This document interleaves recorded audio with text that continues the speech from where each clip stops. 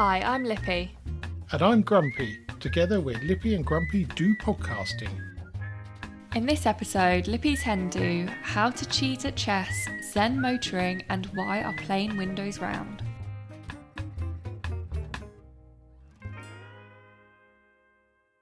Now, Lippy. Hello. I've done it again. You did. Yeah. So, in my defence, my laptop decided it was going to blue screen just as I connected to Riverside. Sure. And then when it reconnected, I immediately logged back on again. And I thought it had picked up the correct microphone, but clearly, as soon as I started editing it, it hasn't. Uh-oh. And I had to cut quite a lot out because it was doing my head in. So if any listener actually managed to listen to the whole podcast in one go, then they probably deserve some form of medal. Oh, okay. They're not going to get it, but they deserve it. So apologies for that. But I don't know why you don't notice the difference in sound quality. No, sounds exactly the same to me. That's really bizarre. Yes, so we'll try and not let that happen again, but I can't promise. Anyway, you had a very fun weekend. Oh, God, I had a wild weekend. Please tell. What's that? I can't say the word. Hooliganism. Hooliganism? Yeah, You that's were a what hooligan. It wasn't that bad, actually. We were very well behaved, but actually it ended up starting on the Thursday, which wasn't planned, but my work wanted to go out for some drinks. Oh. So I didn't get home till 11 o'clock Thursday night. That's outrageous. Yeah, it was a bit, wasn't it? I kept asking for smalls and I was being given larges, so not my fault. Is the moral of the story? Well, no? You didn't have to drink them. Well, I thought they were small because I wasn't really looking. I was just pouring them into like my wine glass that I had. So I just didn't really clock at any point until the last one. And then he was like, yeah, I was buying you larges the whole time. I was like, oh, okay. But anyway, that was a good laugh. And then Friday was day one of my Hen Do weekend, which was so exciting. And Mum came here and we went to Costco, which is a great way to start a weekend, not going to lie. We had lots of free snacks. Yes, I heard about that. Visited all the food stations. We really did. We got some cracking ham, which you wouldn't have tried, I've just realised. But no, I've seen it in the fridge and it looks really nice. So good. I bought some pickles and I had it as a snack today of ham wrapped around a pickle. Yeah, very nice. Amazing. And then we had some like fresh bread. Well, that didn't make it home. Oh no, we tried that. We didn't buy the fresh bread. Oh, okay. But we bought, I think we must have bought like 70 pastries. Yes, there's still some in the cupboard. They're delightful as well. Very delicious. And a lot of alcohol, of course. But surprisingly not too expensive. We were both shocked by what the price came to when we left Costco's. Very good. And it was a good start to the weekend, really. I don't know how much I can say because it wasn't too rude, to be honest. No, I've seen some photos and I've heard some stories. And neither of them are broadcastable. Yeah. Oh, I want to know what you've been told now. Well, I'll tell you later. Oh, interesting. Anyway, so the Friday night was pizza and Prosecco cocktail night in pyjamas. My dream. This whole Hen Do was literally my like ideal Hen Do. I don't like going out really. A big house, so if anyone wanted to go to bed, they could just go to bed. They didn't need to worry about trying to get home. Didn't have to drink anything if you didn't want to because you weren't out, and it's less annoying when you've got like obviously you still have quite a few drunk people around you, but not as many if you were in like a club. And then we played the Dude. Is that what it's called, the Dude? Yes. Yes. So it's charades with a blow-up man, which we played at Christmas, and charades with a blow-up man seems quite a simple idea, but it just takes it to a whole new level of hilariousness. It is hilarious. Yes, hilarious. So funny. And a few people had a go, and then we were sat there like, but why did you make the man do it to you rather than you do it to the man? The Heimlich manoeuvre being one of them, so I'm sure you could that one. Yes. You could picture that in your head, how that ended out going, which looked rather dodgy, but a good laugh. Here you had the world's smallest oven as well. A normal size oven split in two. So it was 2 mini ovens, which the chef did an absolutely incredible job. I don't know how he cooked 14 meals in that. All came out hot. All was really like good food. Excellent. Hats off to him. And you won the go-karting, but don't call it go-karting. I did. I won the second race. The first race, Louise, my maid of honour, won. And then the second race, I won. Because I was fighting with this guy. 9 girls and 2 guys. I felt a bit sorry for them. But yeah, I was fighting with him and I was like, and just the need for speed hit me. He was a bit bargy from what I hear. Yeah, he was a bit, but I don't know. That didn't really affect me. I was a bit like, I'm going to get you. Yeah. Yes, I think the horse whisperer suffered from a bit of cart rage. Yes, she did. I think she swore rather a lot at him. Yes, well, at I one think point. he was. Well, I think they should have taken him off. He was ramming people. Yeah, me too, to be honest. I think he rammed everyone at one point. So it is, you're not meant to do that. You're not meant to hit into each other. It's not bumper cars. Almost certainly drives an Audi. Almost certainly. The worst bit about go-karting is getting back into your car. I came up to a roundabout and I was like, oh my God, I forgot I'm in a car. And I had to brake quite hard because I was braking softly because the brakes are really hard on the go-kart. Yeah. And then I was like, wait, this isn't stopping as quickly as it was before. And my steering felt all weird. And I was like, I'm really sorry, guys. I was like driving really slowly, trying to get back into it. Yeah, so I used to have the same thing when I was rallying. So you drive the rally car all day, which are quite hard work steering, but very quick. And the brakes were very good, but you had to get them warm. So initially, you had to press quite hard. And then you get in the transit van to go home, and you wouldn't be turning the steering wheel enough, and almost going through the windscreen when you applied the brakes. It's difficult to switch between the two because they are so different. Yeah, definitely. But yeah, it was such great fun, and I got put in a pink jumpsuit that had an L, like a learner plate on the back. So there's lots of videos of us all doing it, and you can see which one I am because I'm obviously the only one in a pink suit, which I thought was quite cool. I was also dressed as Mario. Yes, that looked spectacular. Yeah, I don't know how, but it managed to make me look more lanky. Yeah, I don't know how that happened. I don't know how it worked, but my legs looked very gangly in it. And on the way home, I got out the car to 4 firemen walking up the street. And they were all just staring. And they were like, "You all right?" I was like, "Yep, thanks. Don't I look all right? I'm dressed as Mario. How can I not be all right?" Yeah. Brilliant. Absolutely yes. Brilliant. Oh, well, I'm glad you had a good weekend. I had a great weekend. I don't know if you've seen these. I'm about to show you something, and I will explain it. But I had the shock of my life on the Saturday night. They all went in, sat down at the dinner table, and then they called me through when they were ready. And I walked into a face full of this. Oh, I did know about that. So, for listeners, it's a duck boy face that goes on over your face. A mask, that's the word. A mask, yes, of Duck Boy's face. Which was actually terrifying, I'm not going to lie. Yeah. He has a lovely face, but it's weird because it's so lifelike and they're all looking at you. And I was like, I'm really not enjoying this, but it was hilarious. I've heard of this done a few times at parties and it is spectacular. Yeah. So obviously his face ended up on the dude at one point as well. Yes, sure it did. But I looked at it and I was like, his skin looks very good in this picture. And Charlotte, horse whisperer, had the original picture. So I said to her, can I see what he sent you to use for this picture? She sent it and he's airbrushed it all and filtered it all so that his face looks really good. Good for Duck Boy. Yes. Well done. Well played. Well, I had a very quiet weekend, as you would imagine. I bet. A lovely quiet Saturday, which allowed me to get on with a few jobs. And then we had a boys' trip to Brooklands on Sunday for the motorsport day, which was really good fun.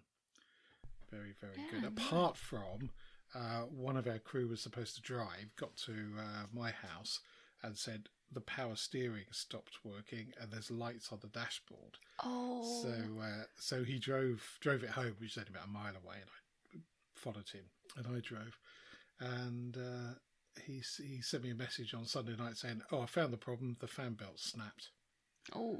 So, well, it's only a fan belt. It looked like it could be a whole load of electronic problems, but it's simply a fan belt. So that's all right then. Easy Take job. it.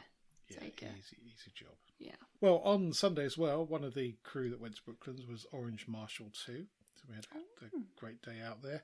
And as we're driving back through Guildford, he pointed at the sign outside McDonald's on the one-way system and said, "That's the sign I was talking about." So, which we covered a few weeks ago in the topic that we said we were no longer going to discuss. Mm. But here we go. You've seen it. Well, I've seen it now, and it's annoyed me. So the sign says open to 2 a.m. Friday and Saturday. This is not correct. It is open to 2 a.m. Saturday and Sunday. Yes, because that would mean that you would, in the way that they look at it, you would go out on a Thursday night and you would go in on the way home on the Friday morning. Yes, I know, that would be Friday 2 a.m. But it wouldn't be, because you'd have to time travel. If you went out in Guildford on a Friday night... I don't think you heard what I said. What, again? Yeah. Okay, explain it for the hard of understanding. So the way they look at it, they're open till 2 a.m. at any point because people go out and then they go to McDonald's on their way home after the club. Yes, but they're not open to 2 a.m. on a Wednesday. No, but that's what I'm saying. So if you took this as it is written, they would be people that have gone out on a Thursday night would be going to McDonald's at 2 a.m. on the Friday. Yeah. Which seems unlikely. No, because it's definitely open until 2 a.m. Saturday and Sunday. Yes. That is definitely what it should say. Good. I'm glad we're in agreement. And it shouldn't say open to. It should be... Oh, that's confusing. Or it might say open until, if that's... Yeah, until. It may say until. I've put 2 in the notes. It could be wrong. But still, that's the wording. Because this is a time thing, not a grammatical thing. Anyway, we're not going to spend any more time on that whatsoever. You could really see my cogs turning for that. I was trying to work it out. Well, I can see smoke coming out of your ears. Now, I was surprised to find an article in The Guardian about a gentleman called Hans Niemann, who is a America chess grandmaster, and he's been accused of cheating in more than 100 games, apparently. Which does beg the question, how do you cheat? And it goes into a little bit of detail in this article, but I found another article, and I also heard a comment on another podcast about how allegedly he'd done it. So basically what they're doing is they're looking at the moves of the opponent, and then they put it into a computer that analyses previous moves and then predicts the best move for you to take. So presumably it's looking at, well, we've seen this guy do this before and this was the outcome, so if you do this you might block it. I don't understand a great deal about chess, but that seems like a reasonable thing. The problem is how do you communicate that to the player? Because the player hasn't got a phone or a computer by his side. It's not like an open book exam. Now, this is where it gets a bit unpleasant, because apparently there's a device that can be used that you put in your bottom. Oh. Yes. Yes, and it transmits vibrations, which could be Morse code or something. Now, this is all supposition, and this isn't actually in the Guardian article. It talks about using the computer, but it doesn't say about how it was transmitted. Yeah. That seems quite odd. But apparently this guy, his rise to Grandmaster has been much, much quicker than anybody else. That's because he's been cheating. Well, that's the theory. Whether he has or not. He has admitted to cheating in some games. And I think that's when he was playing online during the pandemic, though I'm not 100% certain. I reckon that's a lot easier to cheat then. Well, yeah, because you've got another computer next to you, so it'd be a lot easier to cheat then. But if you're in a face-to-face game, then it's got to be something a little bit like the guy who cheated at Who Wants to Be a Millionaire. So he had various buzzy things on his ankles. Oh, yeah, I forgot someone cheated at that. Yeah. And there was naughty. There was a docudrama, which I still haven't seen about that. What's that? I might watch that. I must watch that. I can't think who the actor was. He's one of my favourite actors. English actor. But yeah, it's very good. I think Martin Sheen played Chris Tarrant. I love Chris Tarrant. Yes. Anyway, so that I thought was quite interesting. See how that falls out, because he's now sort of, it's just full of scandal, basically. Scandal in the chess world. Who would... Now, this was sent to me by a friend of mine, and it's a clip on the BBC News website of taking a ride around San Francisco in a driverless taxi. Oh, I don't like that. A company's called Cruise, and presumably it's a little bit like Johnny Cabs in the first Total Recall film, without the actual dummy in there that turns around and says, "Welcome to Johnny Cabs." But I'm not sure how I feel about this. Having seen tail end of a cops chase speeding motorists yesterday, the utter stupidity that people do on the road, it does seem highly unlikely that this will be able to cope with it. In my mind, I don't think we should ever have driverless cars at the same time as people driving cars. It needs to be all or nothing. Yeah, I think we've spoken about this before, and that's quite right, because you've got cars that can communicate with one another and say what they're going to do before they do it, and then you've got people that just do things that are so bizarrely unpredictable. You just don't know what could never work it out. Having that swap in one go does seem a little unlikely. It does, yes. Now, talking of cars and driving, via another podcast, I came across this amazing YouTube channel. It's called the Ogmios School of Zen Motoring, and it's been so popular.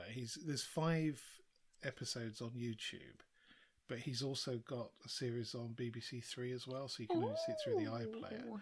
And basically what he's done, he's got a Vauxhall Corsa worth approximately £200.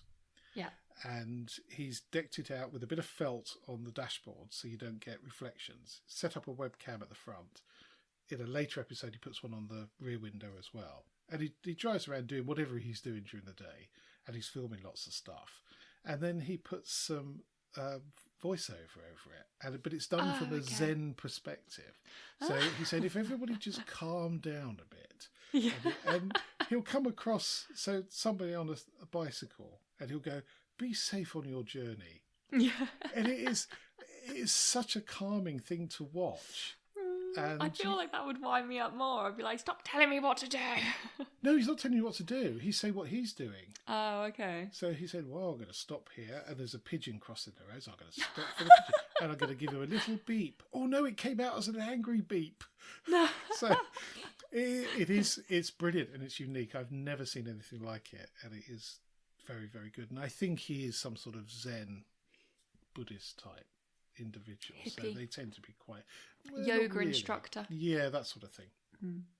And I watched the one where his car reaches the end of the road, the Corsa finally dies, and he goes to his alleged Zen master teacher in Milton Keynes to pick up another car, and it's a Mark 1 Fiat Panda 4x4. It is my dream next car. Oh, God. Yeah, I haven't seen anything past that one. He's very dismissive about people on scooters, electric scooters. Particularly those that are not wearing any sort of high-vis or have lights on at night. Yeah. Quite right. So the ones that are dressed as lobsters. Did you have lights on? No. You probably would have been quite visible. There were lights on the bike. On the scooter. Yeah. Oh, well, that's all right then. Yeah, that's fine. So, but there's shots of I can't remember what he calls him, something like the stealth rider or something. And he's completely dressed in black at night, zooming between cars. Terrifying. It's not going to last. Silly behaviour. What's really interesting is when you read the comments and people have said, I really suffer with road rage, and I've watched this and I've calmed my driving down. Oh, interesting. How long that lasts is another matter. I highly recommend it. They're very short pieces. And they're brilliant. Really get road rage. No, I think you're either likely to get it or you're not. If you see what I mean. It's like traffic doesn't bother me. If I get stuck in traffic, I'll just chill, listen to the radio. Yes, that's the best thing to do. That's a very rare feeling, I think, though, when you get stuck in traffic. I just don't drive enough to get stuck in traffic anymore. It took me 40 minutes to get from Reading Station to the M4 Reading roundabout. That doesn't really mean much to me. Normally takes about 10. Oh, okay. To 15. Took me 40. It normally takes you 40 minutes to get all the way home. Yes, that would be slightly annoying, but then presumably there's a reason for it, and maybe somebody's been hurt. And actually, yeah, I didn't see why, but I had a good sing along to the radio. Oh, that's a bit of a worry. Now, one of the things we were going to talk about last week, and in fact we did talk about it, and I cut it out because my head was hurting from the sound quality of my own voice. So I cut it out, and it was the bit about Lidos, and specifically the one in Bath, where they've reopened the 270-year-old Lido after 4 decades of neglect. Now, when we talked about this last week, we were unsure whether it was Lido or Lido. Yes. And I said, well, I always pronounce it Lido because that's how Scagg pronounces it in Lido Shuffle.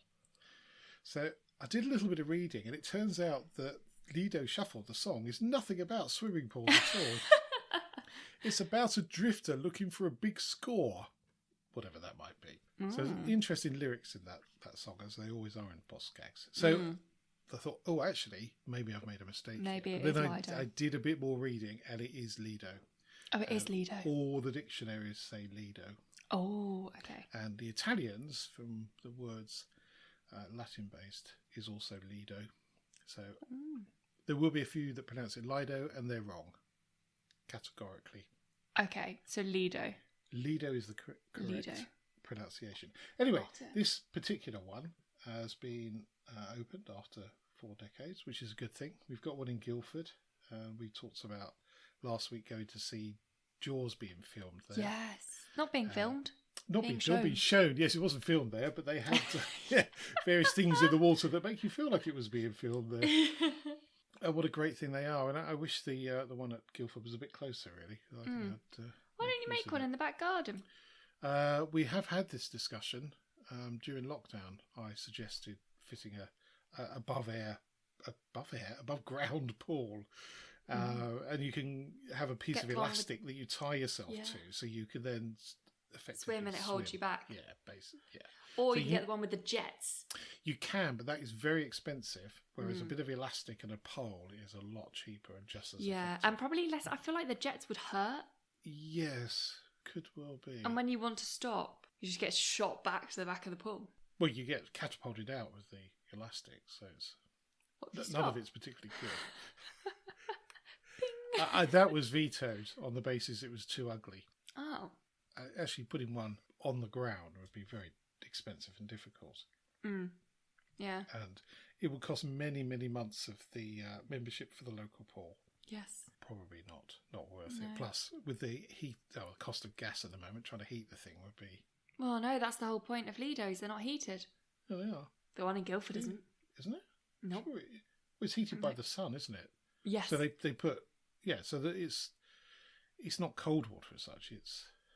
But it isn't the winter. Water. Well, it's shut. It shuts at the end of September. Yeah, so when it first opens, they give out warnings about how cold the water is and not to use it if you have heart issues or shock issues. Yes, well, they talk about that because the water's so cold. Open water swimming, or swimming as it was known as. Yeah, just normal swimming. Talking of which, and changing the subject slightly, I see the Alan Partridge podcast part 2 has been released. Oh, has it? There's a bit where he talks about open water swimming or swimming. Interesting. I wonder if Duck Boy's listened to that. He's a big fan, isn't he? So he's a massive fan. I wouldn't be surprised. It's very good. I've started listening to it for the second time, and it is a much better second time because you pick up on a few things that you hadn't noticed before. It's slightly more nuanced than the first series, I think. Okay. But very good. Yes, I will let him know. If you're a Partridge fan. Now, many moons ago, we covered filters on washing machines. I see what you mean about the skin. For listeners, Lippy has just pulled the mask Duck Boy of face. Duck Boy, which does have beautiful skin, I'll have to say. It really does, doesn't it? Yeah. Looks like a magazine cover. Anyway, many moons ago, we covered washing machine filters and add-ons for keeping the microplastics out. And I think at the time I'd paid a £30 deposit for one from a company called Gulp, based in Bristol. And it gone very quiet, and I thought, oh, hello, this sounds like a bit of a scam. Yeah. And I couldn't find the email that said I paid. And then all of a sudden, there's been a flurry of emails. And today, they've started a Kickstarter campaign where you pay the rest of the money. So it's another £100. So it is about, if you were to join now, I think it's twice that. Although I think there was a bit of a special offer. Yes, so I'm looking forward to that arriving at some point in the near future. They're not manufacturing just yet, but they're clearly quite close to it. Yeah, if they're asking for the rest. Which is really good. And the advantage of this one over others I've looked at is there's no disposable filter or returnable filter. I don't know where you clean it out. I seem to remember that they take the fluff back, you send it back to them, and they That's do very a little good, actually, recycle it. yeah. Because there's no point putting it in the bin and it going to landfill. Because Because there's no point having the filter then, yeah. No, none whatsoever. So you obviously need to do something with it. So I'm looking forward to getting that and seeing what comes out of our washing machine. Yeah. I suspect there's quite a bit. Now, you and the Horse Whisperer seem to have got into a habit of sending voice notes across WhatsApp instead of typing. It's just so much easier. It gives you the convenience of calling someone without actually having to call them. Problem is for me, though, if you send a message to somebody and they're in a quiet environment, they're not going to want to play it. They're going to want to read the message. So if you're in a quiet office, you wouldn't want... I just pop my headphones in. Well, that's all right if you've got them. But it is a little bit convenient for the person making the message and inconvenient for the person at the other end. It is. I guess so, yeah. But if it's going to take you like 25 minutes to type it out... Well, if you're sending a message that's 25 minutes of typing, that's... people have written books shorter than that.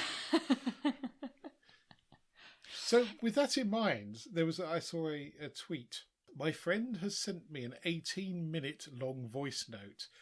And at what stage is this just a podcast? Very true. That would be a good podcast series, wouldn't it, actually? To do, Yes. collate people's voice notes that have gone on for a certain amount of time. Yes, although you may not want to listen to 18 minutes of the same person ramble on about whatever it is. Probably a night out, some sort of scandal. Oh, do you think so? I think that's what would inherit an 18-minute voice note. I think the longest I've done is 2 and a bit. I would have thought about the length of it. What you'd really want, though, is a series of them where they're completely out of context. We just get a random message. And we've all had them from friends on a night out, let's be honest. They're normally text or just pictures. Yes, I believe Duckboy received a picture of the dude with the mask of his self on in bed by 10 o'clock because we said to him... Yes. Yes. That's how long he lasted on his stag do, so we made sure he got to bed on time. Yes, very true. Very true. Oh, and talking of Chris's stag do, just a message for graphic goffers, we did have a chat. I was told. Yes. Yes. Yes, we did have a bit of a chat. So he just didn't click. No. And I only clicked when he started following our Instagram page, and I thought, oh, that's vaguely familiar. Yes. And I tell you, the giveaway was the tattoos on the arm. Ah, okay. Because they're quite I don't quite think a lot anyone of else them. had... Oh, no, there was another friend that has the tattoo with the shirt with the pineapples on, but it's on his leg, so you might not have seen it. I wasn't looking at the men's legs. Oh, okay. Fair enough. To be honest, I wasn't looking at their arms either. It was just short sleeve shirt, and you see it. But yes. So anyway, I look forward to catching up at Lippy and Duck Boy's wedding, which is in 6 months and 10 days. Right. Okay. Wife of Grumpy was talking about suits yesterday, and I had no idea. I thought it was being organised for me. It is. It is being organised. Okay, it is. That's all right. That's fine. We just need to book it in. You'll get all fitted, and then all go to the same place to hire. Excellent. Good. Yes. Sunday, we went obviously to Brooklands, as I said. I went into one of my favourite sheds on that site, which is a big old shed. It's, okay. It's got a stratosphere developed by Barnes Wallis, and it's a 70-ton object. And basically, they can reduce or increase pressure in a vessel, and they can also take the temperature right down, as far down as minus 30. Takes them a while, but they can get down that far. Yeah. And they use it for testing, originally used it for testing aircraft fuselages because they can do it without the risk of putting it in the air and something going wrong. They've also tested models of trawlers to work out why one sunk. A very interesting, very useful thing. I think it's the only one in the country. It's certainly the only one left. Quite a remarkable bit of design. Interestingly, though, they said they discovered why you can't have square windows on a plane in there. Oh. And we went, that is interesting. They're all round, or... I thought that was a design thing. Well, it is, because apparently what happens, if you've got a square window, the pressure on the frame, the metal frame at the corners, is too much. Oh. And the metal starts to get fatigue. So it starts to break. So that's why you don't want that when you're flying in the air. You don't want the wind. No, you don't want the frame suddenly bursting open. That would be very unpleasant. So that's really why would be. aircraft windows are, well, not circular, but round. But round. Interesting. Did not know that. And there was a very knowledgeable man there telling us all about it. Great place, Brooklands Museum, I have to say. Do you know what I did on Sunday? I would imagine you had a cup of tea, probably ate some croissants from the massive amount that was left over, and watched the film. I did. I had some sushi as well. Ooh. And then I had the best burger around my area. Oh. It's called Hungry Boys, the shop. And then, so I had a burger, and then I had macaroni, cheese, and bacon fries. Ooh. So it was like fries with macaroni, cheese, and then bacon bits on top. And it's exactly what I needed. Yeah. It was great. And watched Split, which actually I've been holding off because it's a scary film. It's a thriller. But it's actually it's not that scary, and it's very interesting. Is it hard to follow? No, I don't think so, actually. I think he's a very good actor. Like, yes, have you not seen it before? I've not seen it, no. I would recommend it because it's not scary, but psychologically it's very thought-provoking. But it's not too hard to follow because he's a very good actor, and it explains his disorder at the start. Okay. I always forget what the official name for it is called. Is it dissociative identity disorder? Yeah, did. Yeah, so he's got different personas. Okay. Identities living within himself, and it's actually been proven to be a real thing as well, which is really interesting. Oh, I'm sure where it has. It's called, I think they call it taking the light. So the persona that's the one that people are seeing is in the light, and the others are kind of behind, and they can swap, and certain things trigger them to kind of take over, and they have new personas that are created when certain things happen to them. And it's a coping mechanism, basically.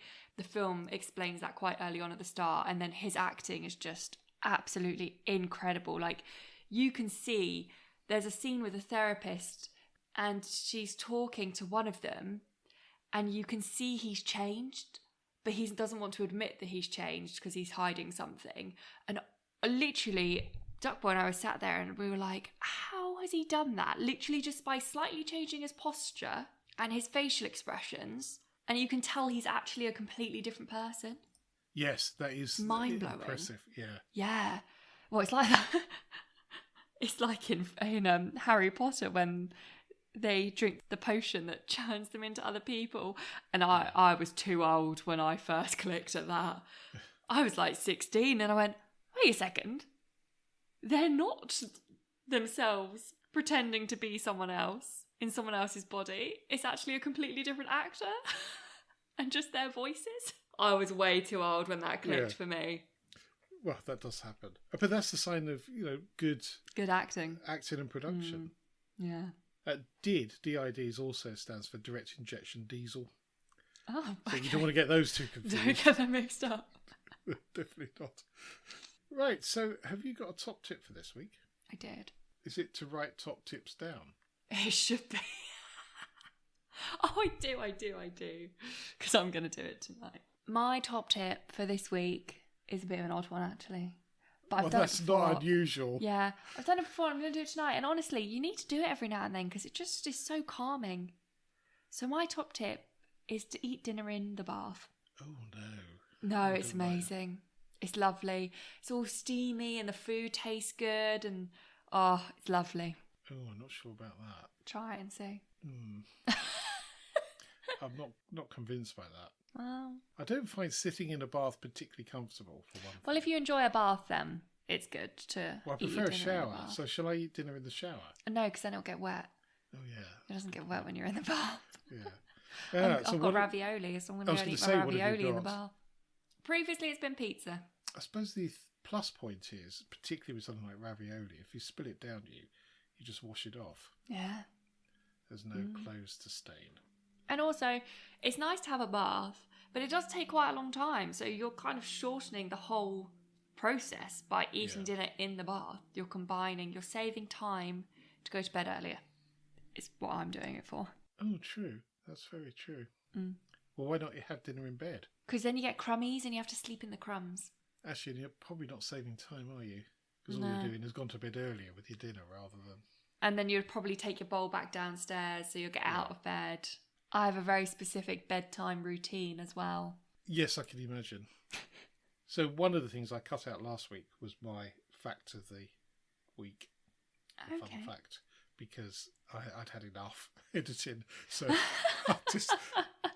So my fun fact for the second week running is Andrew Edmonds, who was a Soho restaurateur and members club owner who died in September, was a stickler about food, according to Harry Mount, who's a journalist for the Oldie magazine.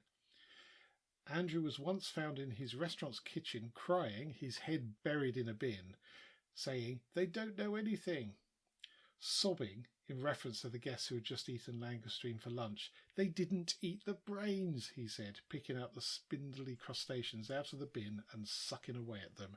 That is the best bit. That is disgusting. That's not good, is it? That does remind me of Martin from Friday Night Dinner. Yeah. Yeah, eating out the bin. eating out of the bin. And sort of a cross between Martin and Mr. Bean eating eating them backwards. Yes, in the beach. Yes. Or the holiday. Yeah, no, that's gross. Similar it is to pretty gross, isn't it? What's the bone marrow when you get like an actual bone and you No. Neither of those are for me. No. But it just goes to prove there are some very eccentric people there. Yes. Or not, that will quite happily eat a customer's food out of the bin because they miss the best bits. Off a plate, I can kind of get. It's still a bit gross, but like, it's what else has gone in the bin? Does remind me of an event we had as a fundraiser for your primary school many, many years ago, where a certain GP of the village was wandering around the tables, filling his pint glass up with,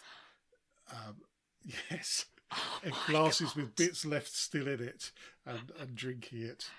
I think I know which GP that is as well, actually. Yes, and it will come in useful one of these days. Yeah. Well, on that note, and another view of Duck Boy's perfect complexion, we're off. That's it for this podcast. Thank you so much for listening. You can help spread Lippy and Grumpy's view on life by leaving a review on your favourite podcast platform. If you're not sure how to leave a review, or if you download from Spotify, there's some help at lippyandgrumpy.uk/review. And if you would like to get in touch, email podcast@lippyandgrumpy.uk. So it's goodbye from me. And goodbye from him. Goodbye. Goodbye.